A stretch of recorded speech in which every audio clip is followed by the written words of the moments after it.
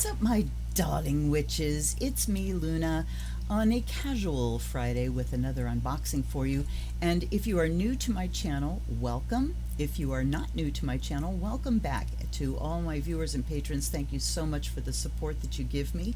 And if you're new and you watch a little bit and think, hey, I like what this witch is throwing down, then hit the like, hit the subscribe, hit the bell so you'll know when I drop content. Anyhow, what we are looking at today, it's an oracle unboxing day. And what I have here is the Astrological oracle from Lo Scarabeo. We have this beautiful, ooh, looky, holograph, patterned holographic.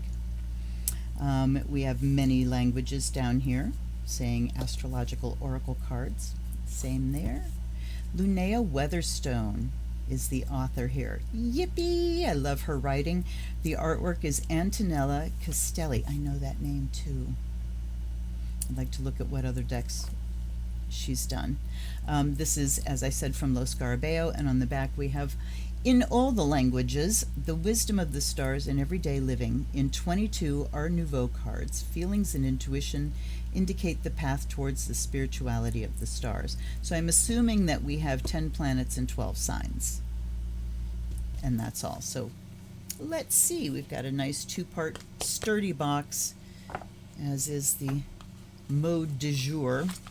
We have a nice little book, but we know that it's got several languages in it. So we have 54 pages from the flyleaf here. The copyright on this is 2012. And so from page 5 to page 54, 49 pages are English, and then we have, what else? Italian, German, Spanish, French, and Russian. Okay.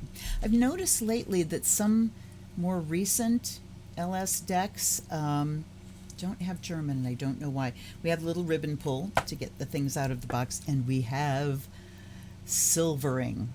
We call this gilding, but gild means gold, so maybe it's argenting. I don't know. But here's, actually, let me get you zoomed in. Okay, here are the backs. Just a lovely non-directional. I don't know whether this deck would allow for reversals or not. It doesn't seem like it with astrology, but anyway, here we go. And we have this lovely, lovely, lovely Art Nouveau style. Art Nouveau is one of my very, very favorite styles. Alphonse Mucha is one of my favorite artists, and we see this style beautifully rendered here. Here's Aries. So we have these very Mucha reminiscent images in kind of a panel with the background border, and we've got the, you know, organic buds and vines and things that are so characteristic of Art Nouveau. And then we have just a woman, you know, she's just kind of there in red with some flowers. There's nothing really to indicate through her stance or actions or anything what Aries is all about, but we do have the ram at the bottom. So there's Aries. Here's Taurus, the same kind of color palette. Some green in there now in the background, but again floral and viney, and we've got the bull. We have the name Taurus, and then we've got the glyph up in the corner for the sign as well. Now we have Gemini, and again the same kind of palette, except we're going a little more towards the yellow now. Not so much, we've got flowers there, and little birds in the corners, and we've got these kind of like circles with 12 sections, and then we've got the two women as the twins, and we've also got them wearing something there. Okay, here's Cancer. And interestingly, okay, so we don't have the women themselves are the symbol for Gemini, the twins. So there isn't like an inset with all the other ones. Here's Cancer, and we have the inset with the crab. Again, we've got the muted kind of colors, but look at this. I mean, the style very faithfully rendered Art Nouveau style, which I really love. And here's Leo with some kind of sunflowers and poppies, and the lion. So again, not much information from the images themselves. Here's Libra going into the purple. That's beautiful. And again, why don't we have scales here? Okay, so there's inconsistency. Every sign so far has an image of what the symbol of that sign is. And here we've got Libra with no indication whatsoever that Libra is the scales or justice. Interesting. Okay, wait, this is Virgo. Oh, God. I'm losing my mind. Okay, so we have Virgo. Now it makes a little more sense because the symbol for Virgo is the Virgin, as we've all been taught, although the actual symbol, the thing that the glyph of Virgo depicts, is the harvest. And the way it is shown, come on now. You popped in a minute ago. There we go. There's that M, and then there's this thing that goes across, and that symbolizes a sheaf of wheat. So what it was showing was kind of the priestess of the harvest sitting on a throne with sheaves of newly harvested wheat across her lap. So here we see Virgo, but there's no indication, we just see a woman. If we don't know it's Virgo, the Virgin, we're not going to know what that is. All right, now we have Libra with the scales. Thank you for that. And it kind of a springy green, interesting. Now we've got Scorpio, the scorpion, and oh my, look at her. Very saucy and fiery. So she's the first one that I could say, although, that could easily be Aries as well from the woman. Here's Sagittarius, which is the archer. So again, the figure itself is showing, but what's this about? I mean, it's just kind of a graphic thing, and with these other ones, we've got a circle with the... Am I getting a little too invested and in depth with these images? I think so. Okay, so there's the archer. Here's Capricorn, the sea goat, which we've all seen in our lifetimes, right? Aquarius, the water bearer. Again, the person herself is the symbol. And then we have Pisces, the fish. Now, this, you would assume it's Pisces, the mermaid, instead of Pisces with the double fishes. So we are kind of deviating. And that kind of makes me sad, because if someone is getting this deck in order to learn, in order to more familiarize themselves with astrology, they're not going to get a lot of help from these images. Look at these curly poo kind of things. I'm sorry, those remind me of curly poo. I'm not so sure what they're supposed to be. Then we're to the bodies now, and we have Sol with the symbol for the sun and the name down here. So there's the sun. Luna.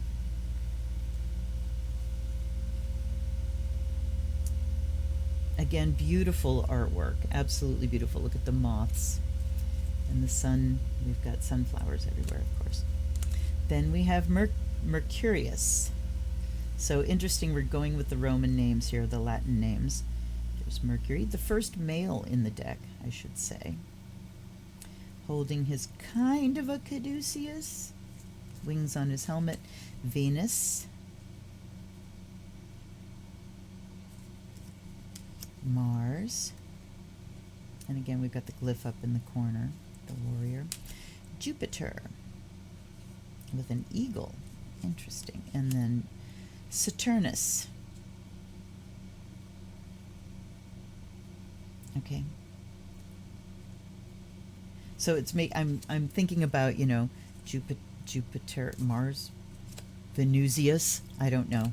I don't know what's proper and what's not. Venus. Okay, Uranus. Uranus is how I pronounce it. Yeah. Adolescent giggling notwithstanding. Then we have Neptunus, the sea god, and Pluto. All right. No nodes. None of that. Okay. I don't anticipate any shuffling problems with this, but let's take a look in the book.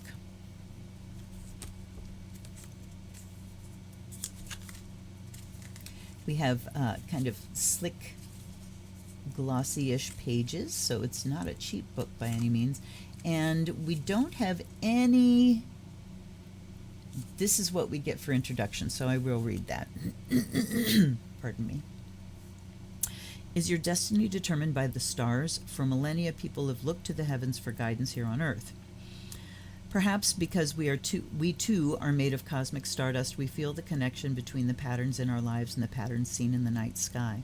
The 12 star signs of the zodiac shine within our own human forms. The star signs. When someone asks you what's your sign, they're asking you what constellation in the sky the sun was in when you were born.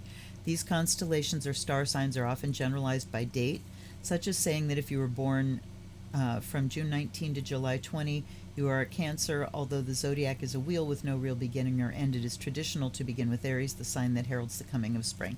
That's all we get for any kind of introduction. Then for the signs, we have the name with the symbol, Aries the ram, element fire, planetary ruler Mars, motto I am, and then a paragraph. Taurus is I have, I think, I feel, I will, I serve. Okay, so very bare bones. Then we get the planetary bodies. Along with the sun, each of the 9 planets and the moon were all in various signs of the zodiac at the moment of your birth. Like good fairies blessing a new baby, these celestial entities presented you with particular gifts and challenges. As they perform their majestic eternal dance, they continue to empower and influence you throughout your lifetime. Then we just have Sol, Sun, and a paragraph. So we don't go, with the signs, they talk about the ruling planet. I would like it if the planets would say, here's the sign that I rule, so there's kind of a cross-reference. Let's get to the end, because there's got to be more if we go to page 54. Then we have the houses. So we don't have cards for the houses, but we have descriptions for the houses. The star signs and celestial entities come together in the astrological chart, a snapshot of the positions of constellations and planetary bodies at any given moment. This chart is made up of the 12 astrological houses, each ruling over an aspect of life, and so it goes through those and tells you what they are. 1 paragraph each again. So, how to use the cards. Because the oracle cards present the basic building blocks of an astrological reading, you can combine them in many ways to create a reading for yourself. We will give 2 samples here. First, a general reading for any occasion, and second, a reading for insights into specific aspects of your life. So the Divine Dialogue reading, in this reading, 2 planetary powers put their heads together to offer you advice and guidance. Each has a unique perspective as a celestial entity, and they will bring their points of view together to spark a divine dialogue for your benefit. To begin with, separate the star sign cards from the planetary cards and set them aside. Mix the planetary cards face down and choose 2 cards at random. Turn them over at the same time. Take a moment to just absorb your initial impressions, then move on to the divinatory message below. Oh, and then they pair all of the planets with all of the other planets.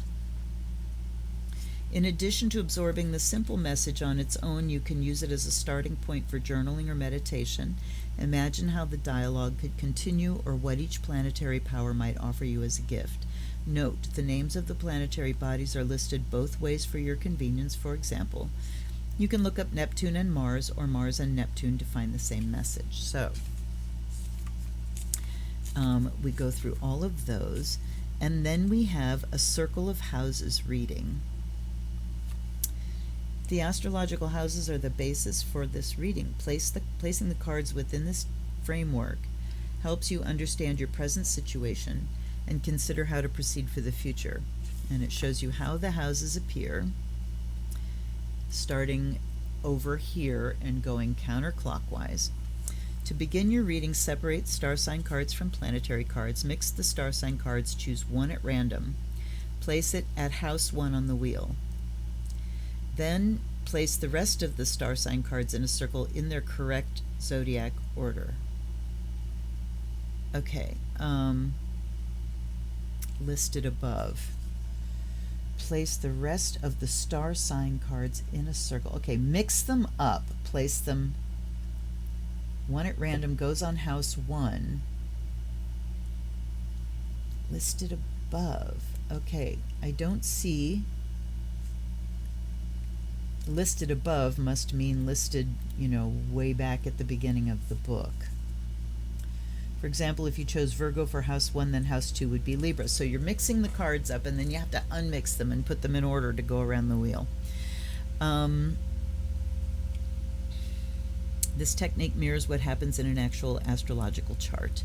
Whatever sign's on the horizon rules house 1, and the others follow in order.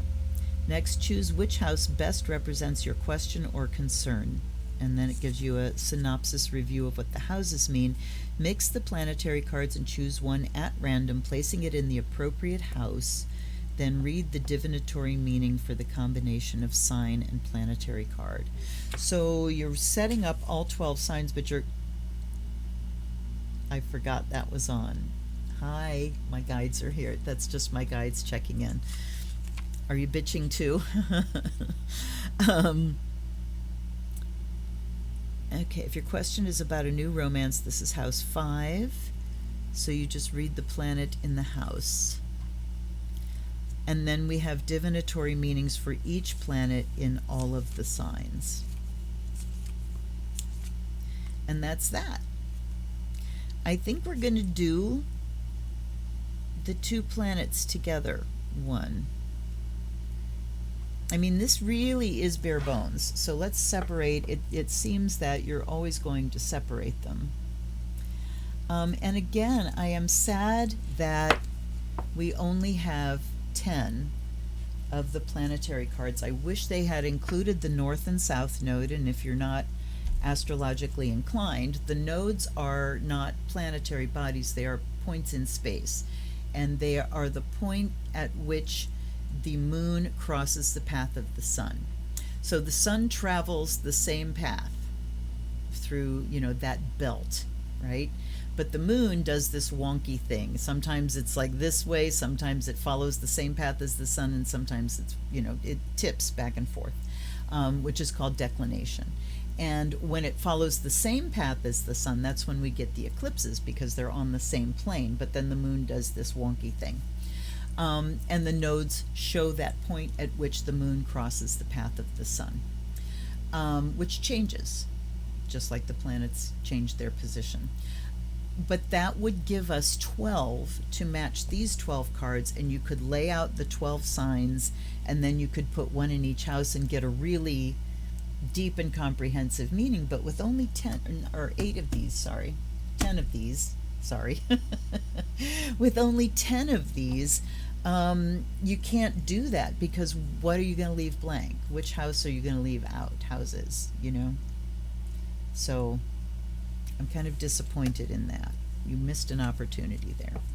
And because, we're not making real graphic representations of like what Aries means, what its attributes are, that's not really a worry, or like what the sun means.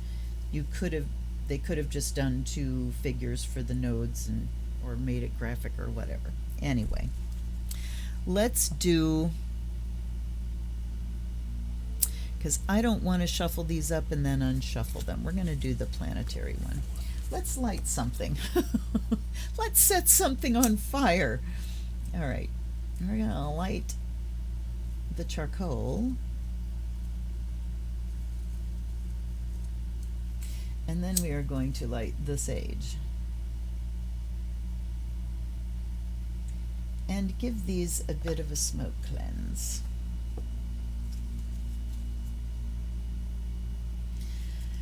By air and fire, may you be purified and charged. And we've got ocean water here. By water and earth, may you be blessed and made whole. And let's not forget the book. Okay, then, thanks and welcome to my guides and guardians, allies and ancestors. Thank you for being here every day. Thank you for walking me through and giving me context for my experience. And I offer you fresh water. I offer you the fire of Azrael. Now, let's go back to the planets.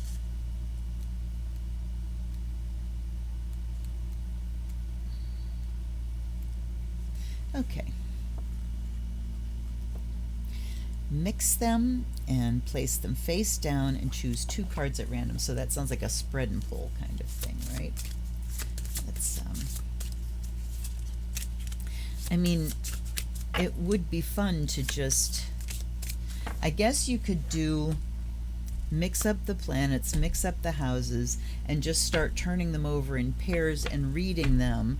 And then the 2 signs that are left over at the end, you just don't do anything with. And if you wanted to set that up as a wheel, then you just have to arrange everything, which would be kind of cumbersome. Okay, so our question. I know what I'm going to do with this. Our question here is what energies can we use today, looking at our planetary energies, what energies can we use today to move from a sense of merely surviving into a sense of fully thriving empowerment? I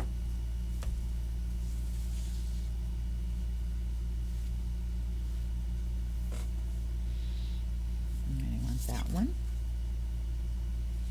And I want that one.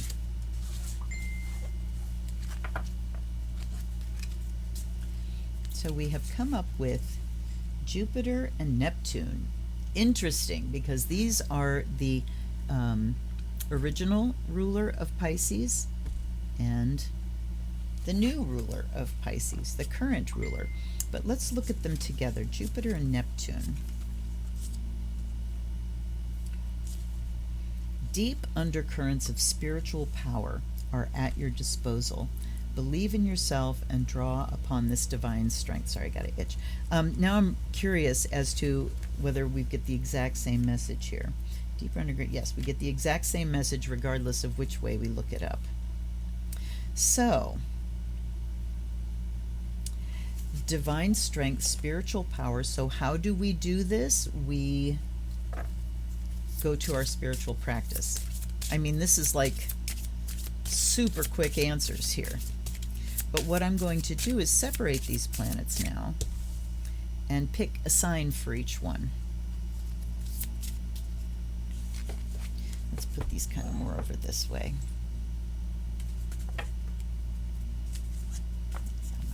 Because I want to do a spread and pull again here. So tell me more about how we can use these spiritual energies at our disposal, where we can use them. It would be how we can use them because it's in a sign. Okay, there's one. I think I'm going to keep shuffling, see if we get the other one popping out. Now I need one for Neptune, please. Sign for Neptune. Oop, there we go. All right. So we have Jupiter in Libra, and we have Neptune in Taurus. All right.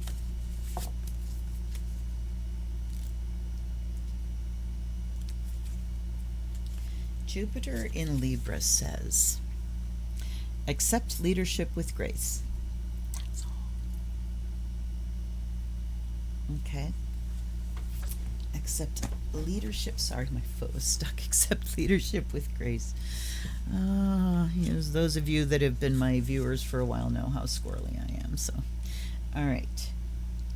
And then Neptune in Taurus, ground your spirituality in the sensual. Leadership, accept leadership with grace. So Jupiter, I don't generally think of leadership when I think of Jupiter. we typically think of sign-wise Leo when it comes to leadership, Leo and Capricorn. And so we think of the Sun and Saturn. Jupiter, to me, is more like benevolence. But let's look at Jupiter. Okay, so now I'm going to talk as an astrologer. If we talk about the planets by themselves here, Jupiter is the expansion principle. Jupiter is also the greater benefic, so it brings big blessings. It brings luck, good fortune, travel, long distance travel. It allows us to reach out, to expand, to move beyond our known territory. So it rules adventuring and exploration and appreciation of other cultures and philosophy, anything that expands the mind, expands the experience in any way. And if we look at Neptune, Neptune is known as the dissolver. It dissolves boundaries. It brings a fog over everything. So the reason Neptune rules spirituality is because we have this pretty solid boundary, seemingly solid boundary between me and spirit, and that boundary is this body, okay? Because the spirit inside of us is always connected to the one, the big, the only. So Neptune dissolves the boundary between us and spirit, so we can feel connected to spirit. It also dissolves that boundary, and because of that we receive inspiration, we receive the spirit. So this talks about really expanding our experience of connection with spirit, that we can go much deeper and much farther with our spiritual practice than we think or than we've previously gone. Jupiter in Libra talks about expansion in a balanced way, and it said leadership with grace. Of course, Libra is grace, gracefulness. It's you know, what is grace? But grace is a freebie.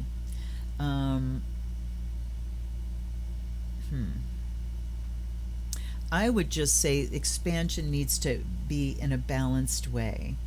And as we kind of expand our experience, we also come into this more balanced view of us and them, and hopefully an expanded understanding that we are all one as human beings. But it brings us into balance. It brings us into a desire for a more balanced perspective, more balanced perception of those that we might perceive as different from us. That's what Jupiter rules, other cultures. And Neptune in Taurus, I mean, I love the message there when it says really connect with your spirit through sensuality. I'm going to look at that again. Ground your spirituality in the sensual. I mean, this is paganism. Sensual spirituality is paganism and shamanism, and it is using the body, so not just, you know, the sense experiences, but using the body and activities of the body in order to transcend that boundary, in order to dissolve that boundary. And Taurus rules the physical, right? So you can do things like, you know, repetitive things like drumming, like dancing, like whirling, like walking, running. The repetitive physical things can kind of serve to, in a good way, detach the mind from the limitations of the body, and in that way expand the body. Neptune in Libra talks about really once we perceive other people and we sort of open our view to perceive them in a fair way and balanced way, then the boundaries between us dissolve even more, and we come more into accepting with grace. And accepting with grace means, I'm trying to hook into the right words here, which is tough because we're in the shadow of a Mercury retro. But, you know, grace, if you think about gratuitous. It's a freebie. Graces would be represented by trines in the chart, things that are gifts. Grace is a gift, okay? So we can be gracious when we give the gift to someone of receiving what they're bringing to us as a gift, no matter what it is. Then we are behaving in a gracious manner. I guess that's the best way I can put it. And that means I'm going to be spending some time thinking about it and a better way to put it. So yeah, I mean, how do we move beyond just surviving? We expand our perception, and we, interesting too that both of these signs are ruled by Venus, the lesser benefic. So the connection between Libra and Taurus is they share a ruling planet. So the grace of Venus comes in here, the grace of behavior. Taurus is like the grace of beautiful appearance. Libra is the grace of beautiful behavior. So when we allow ourselves to expand our perception, expand our understanding of others, and it kind of brings us into balance, brings that us and them thing into a better understanding. We can accept others with grace, and then we feel our connection with them strongly. Wow. Okay. All right. So, but I do want to say, if you're looking at getting this deck because you think I just gave a fabulous reading, that didn't come out of the book. The book is bare bones. The artwork is beautiful. This is one of those decks that I'm going to say, I appreciate having it in the collection. This was a gift from my daughter. I appreciate having this in the collection because of the Art Nouveau, and I'm sure that's why she picked it, because she knows I'm absolutely wild about this style, and so is she. But as far as a reading deck and a deck that you're going to learn a lot about astrology from, no, this isn't it. You're not going to learn a lot. But if you are an astrologer and you do know what these things mean already, anything can be a tool for a reading. Okay. Well, you guys, I hope you got something from that. It was a little odd for me, but again, I am a collector and I always appreciate a new addition to the collection. So thank you, Peanutty, for this deck. If you like that, hit the like button, and if you're not subscribed already, subscribe please, or consider it anyhow. I do live streams on Wednesday nights where I bring out a bunch of decks and we play, and it's always a great deal of fun. My guides show up with bells on and really interesting things happen. I hope to see you there next Wednesday, and I'll see you, if I don't see you there, I'll see you on an unboxing or a chart reading. Until then, this is Luna. Blessed be.